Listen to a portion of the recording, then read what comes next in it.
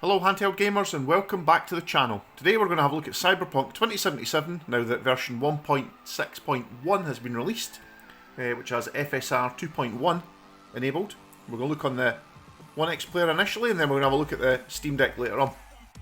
So I did a review on this video back in April, or back on this game, sorry, in April, and I used three different setups. The setup that I was using though, the one that I finally settled on, was 720p on the OneXPlayer, FSR at that time, which was 1.0, set to ultra quality, which isn't an option now. The turbo button was off, which we've got off just now. We had a max battery saving plan, and we were getting a stable 30 FPS, and I was quite happy with that. Found it was reasonably playable. We had low crowd density as well. I'll just show you what we picked here. So this is the new version, so we've left Fidelity FX at auto, and it doesn't really matter what setting I set that to now, it won't change the FPS, which I've noticed in testing. Video, still 720p full screen. We have VSync set to 30, although we can bump that up or down if we want, or up. We'll leave it at 30. And we're going to run the benchmark. I just want to show you that not always will an updated bit of software work better on your device.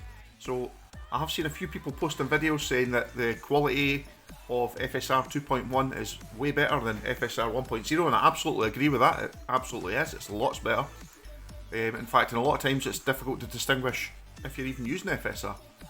But what I have noticed, and this has also been commented online, is some people have seen their FPS drop regardless.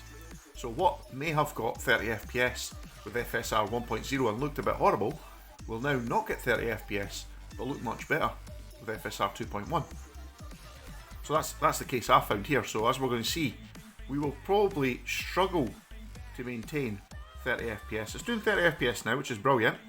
It's also drawing about just under 24 watts, or bang on 24 watts now.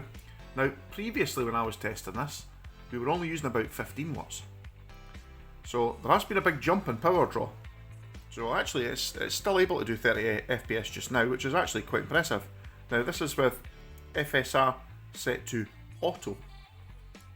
If you set it to ultra performance or performance mode, it sometimes actually struggles to hit 30. It's kind of strange. I don't know if there's maybe like a little bit of glitch in the coding of this update.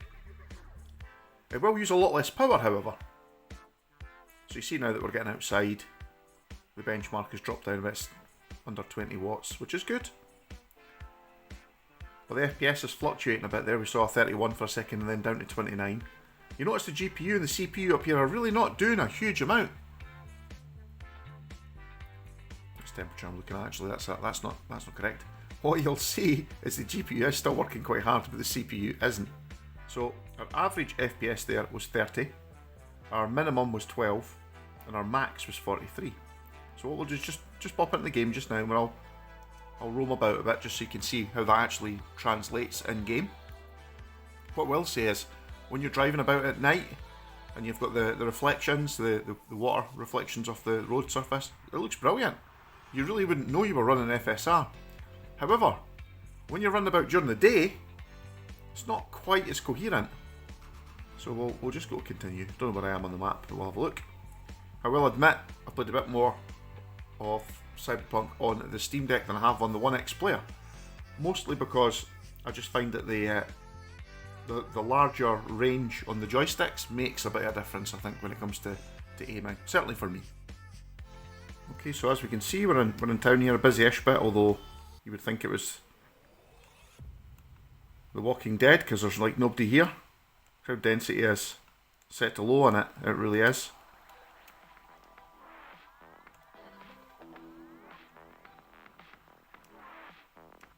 Right, let's get in this car and have a little drive around. Again, we have quite violent vibration motors on this, and I have shown in another video how to turn that off. So as you can see, it's looking okay graphically. I don't think that looks too bad at all. Handling's a little bit woolly, I mean, we're getting 31 FPS. Pulling about 21 watts there, 22. Well, you know, just targeting 30, that's, to be honest, that's about the max that we'll get out the OneXPlayer with this current update. No matter how much I tweak it, it just seems to get slower rather than quicker. However, using the FSR 2.1 certainly does reduce the amount of power that is drawn. If I was to turn FSR 2.1 off, I would need to turn the turbo button on and we'd be pulling close to 30 watts, which would mean your battery life would be an hour max. As you can see though, still pretty playable. And you're targeting 30 FPS here, but what I want to show you next, we'll just park this now. We'll stick this over here. And we'll retrieve the Steam Deck. We will quickly pop in here. We have the same settings. Oh, it's night time on the Steam Deck. The same settings on the Steam Deck. No VSync set on this though, just so you can see what it'll run at. So it's pulling about the same amount of power, but we're getting 5 FPS more. It is at night now. So you can see it looks way nicer at night. Those reflections look really good. Still pretty quiet. Where'd you get out again? There we go.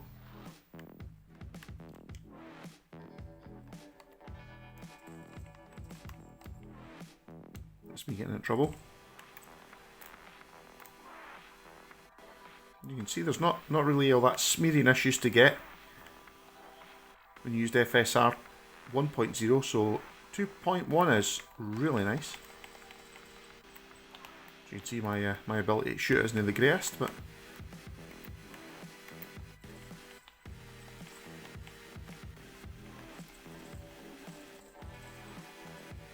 well, what I will say is, Steam Deck does a cracking job. So it's almost like AMD have worked with Valve and made FSR better for the Steam Deck.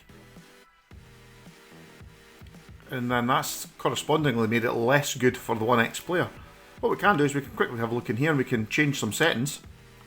If we go to the graphics, we can actually try the Steam Deck preset, which turns everything to high. We go back to the game.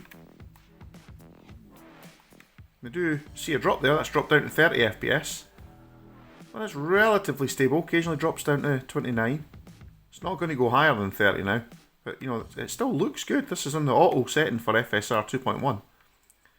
Pretty quiet here, unfortunately. I've got a couple of guys to take on.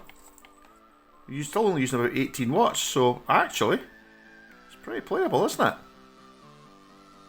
So, to sum up, I would say FSR 2.1 is brilliant.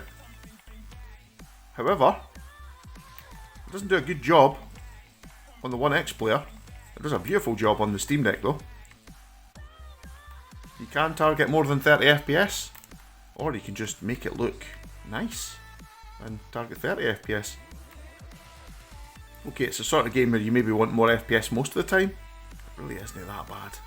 It really isn't that bad. Oh, here we go. Got a bit of excitement now.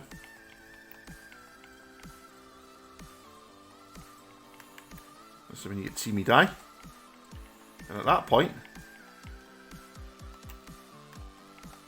Hey, too slow. And at that point, I think we'll sign off. Thanks for watching the video. As you can see, FSR 2.1 really does make a difference on both the OneXPlayer and the Steam Deck.